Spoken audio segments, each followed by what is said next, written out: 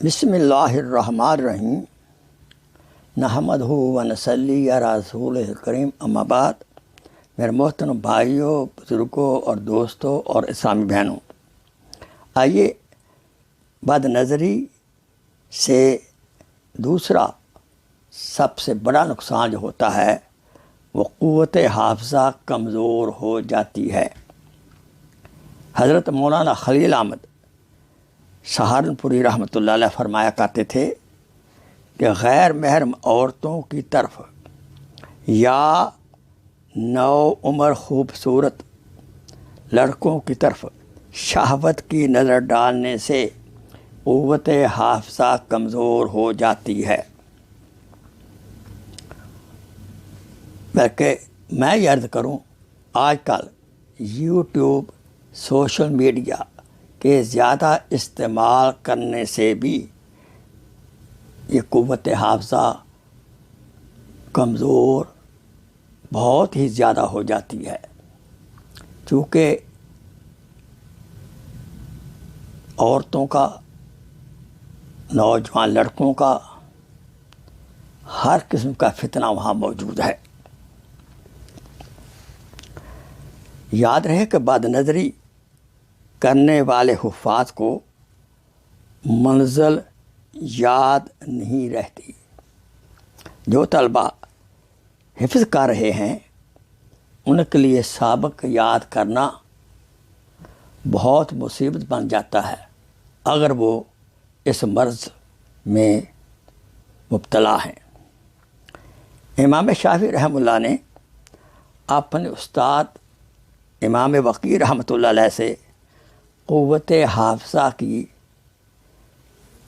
کمی کی شکایت کی تو ان کے استاد محترم نے فرمایا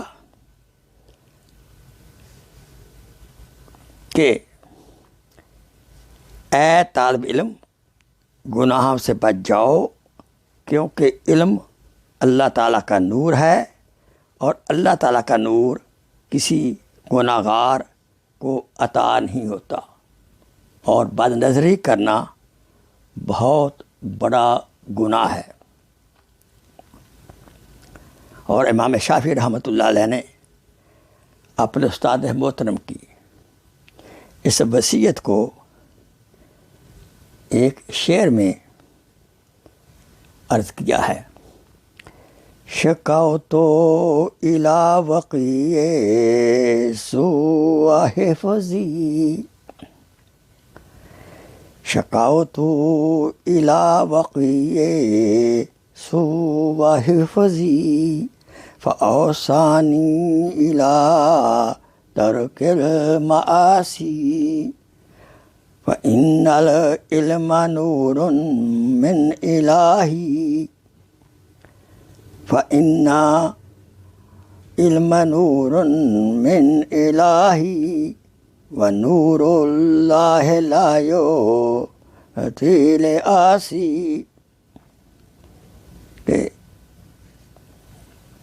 امام شافعی رحمۃ اللہ علیہ نے اپنے استاد وقی رحمۃ اللہ علیہ سے کہ مجھے حفظ مکمل یاد نہیں رہتا، مجھے سبق مکمل یاد نہیں رہتا، حفظ میں کمزوری آ گئی ہے، تو نتیجہ میں گناہوں کا خطرہ ہے۔ تو ان کے استاد نے بتایا کہ علم جو ہے وہ اللہ کی طرف سے نور ہے، اور نور جو ہے وہ گناہگار کو نہیں ملتا، اور یہ بد نظری جو ہے یہ گناہ ہے۔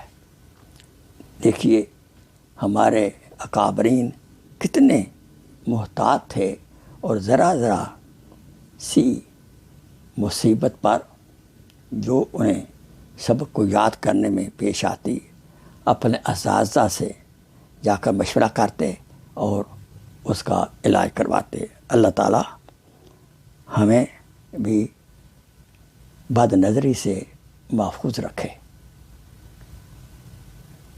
آخر دعوانا ان الحمد للہ رب العالمین۔